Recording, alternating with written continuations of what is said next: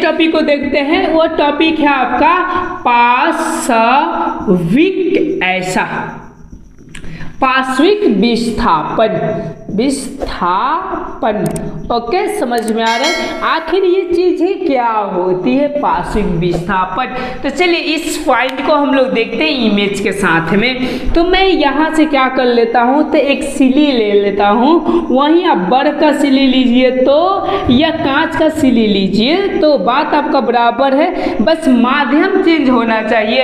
एक आपका माध्यम विरल होना चाहिए और दूसरे माध्यम आपका संघन होना चाहिए। चलिए यहाँ से भी मैं किरण को क्या कर लेता हूँ, तो तिरछा ले लेता हूँ, जैसा कि आपको दिखाई दे रहा है ये तिरछा है। ओके, और यहाँ से मैं क्या कर लेता हूँ, लंब डाल लेता हूँ। चूंकि आप जानते हैं कि ये क्या होगी, तो अभी लंब क्यों, इसकी वास्तविक देखिए ना किरण आपका ऐसा दिखाई दे रहा है, ये इसकी वास्तविक किरण है। ओके, पर ये वास्तविक ना होकर यहाँ से क्या हो जाती है, ये थोड़ी सी मुड़ जाती है, ऐसा समझ रहे हैं। और फिर ये यहाँ से भी क्या होता है, तो यहाँ से विलंब डालते हैं और इसकी वास्तविक ये है, पर ये क्या होती है जब विरल संघन माध्यम से जब विरल में जाती है तब विलंब की ओर से क्या हो जाती है, यहाँ से ऐसा मुड़ जाती है। समझ में आ रहा है बातों को?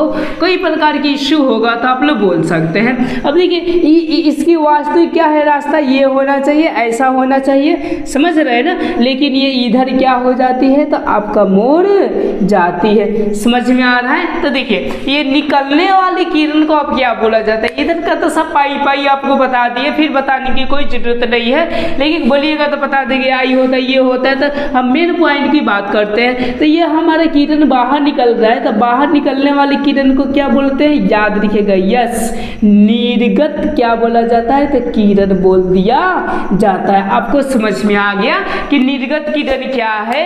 यूँ समझिए कि जब क्या होती है संघन माध्यम से वो विरल, सॉरी ऐसा बोलिएगा कि विरल माध्यम से संघन माध्यम, फिर संघन माध्यम से जो विरल माध्यम में निकलने वाली जो फाइनली जो किरण होती है उसी को हम लोग क्या बोलते हैं, निर्गत किरण बोलते हैं। अब देखिए इस किरण को हम लोग क्या बोलते हैं, तो आपतित किरण बोलते हैं, यानी ये किरण आपके क्या कहला जाएगा, आपतित ये किरण कहला जाएगा। समझ पा रहे हैं आप लोग इस पॉइंटेड को? अब देखिए अब इन्हीं दोनों के बीच में देखिए ना कुछ लंबवत ये दूरी है, यानी इतनी की क्या हो जाती है, गैप हो जाती है। जैसा कि मैं आपको एग्जाम्पल के तौर पर समझाने का कोशिश करता हूँ कि ये आपकी कांच है, ओके, और यूँ समझिए कि यहाँ से प्रकाश आ रहा है, ये कोई वस्तु है नींबू।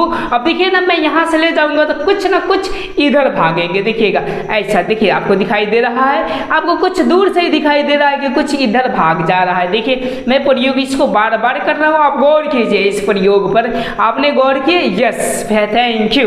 ओके, यानी ऐसे भाग जाते हैं, यानी इनके बीच की यानी आपतित किरण की जो वास्तविक जो होती है ना, इनके बीच में कुछ कमी नहीं, गैप हो जाता है, और इसी गैप को याद रखिएगा। हाँ यस, इसी गैप को हम लोग क्या बोलते हैं, तो पाशविक विस्थापन बोलते हैं। यानी परिभाषाएं क्या हो जाएंगे, हम ऐसा बोल सकते हैं कि आपतित किरण और निर्गत किरण के बीच की लंबवत दूरी को पाशविक विस्थापन कहते हैं। समझ आ रहा है? ये पॉइंट आपका पूछता है कि पाशविक विस्थापन किसे कहते हैं। फिर से देख लीजिए कि आपतित किरण और निर्गत किरण के बीच की जो भी दूरियां होती है लंबवत, उसी को क्या बोली जाती है, पाशविक विस्थापन बोली जाती है। चलिए मैं यहाँ पर उसी परिभाषाओं को नोट कर देते हैं। क्या होगा परिभाषाएं, तो आपतित किरण ऐसा, आपतित किरण और यस निर्गत किरण के बीच की, निर्गत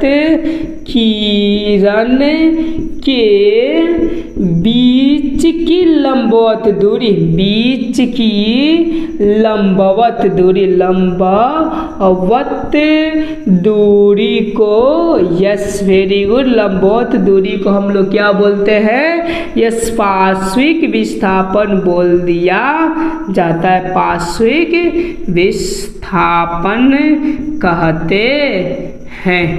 यस, आपको समझ में आ रहा है। और पार्श्विक विस्थापन आप बहुत जगह देख सकते हैं, जैसे कि आप कभी टेम्पो में बैठिएगा, आगे वाला में बैठिएगा, कभी इधर से झांक कर देखिएगा, कभी बाहर से देखिएगा, आपको जो आगे वाला साइकिल बाइक वाला होगा ना कुछ एक्सचेंजिंग दिखाई देगा, समझ रहे हैं ना। अगर वही मोटा हो जाएगा ना तब नाला यहाँ पर है, ओके, तो वो दिखाई देगा कुछ दूर, ओके, तब तक वो नाला में ही घुसा देगा। तो ऐसा होता नहीं है, यानी वो कम पतला होता है, जिसकी वजह से पार्श्विक विस्थापन भी थोड़ा सा होता है। कोई भी ड्राइवर क्या होता है, कोई भी इलाका होता है गिरने वाला, उससे एक हाथ छोड़िए कर चलाता है, जिससे कि वो क्या हो जाता है, बच जाता है। ETC बहुत जगह क्या होता है तो इसका यूज होता है। जैसे कि मैं आपको और भी बता दूं, जैसे मकान उकान की खिड़की उड़की जो होती है, ओके, वहाँ पर भी देखे होंगे, वहाँ पर भी पार्श्विक विस्थापन होता है। पर क्या होता है ना, कांच पतला होने की वजह से उतना आपको समझ में आता होता नहीं। एक पॉइंट का आप लोग याद रखिएगा, कांच जितने ही मोटा होता है उतना ही आपके क्या होता है, पार्श्विक विस्थापन होता है। जैसा कि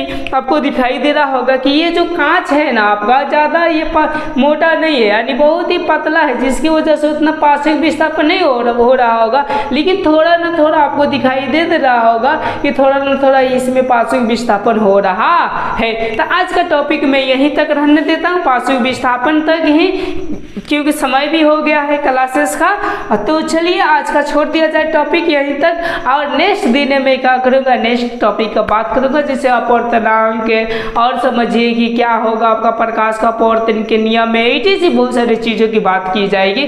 थैंक यू। यदि मेरा वीडियोज़ आपको फ़ायदेमंद यूजफुल लगता है तो सब्सक्राइब करके मेरे साथ में जुड़ सकते हैं और अपने दोस्तों के साथ शेयर कर सकते हैं। Thank you.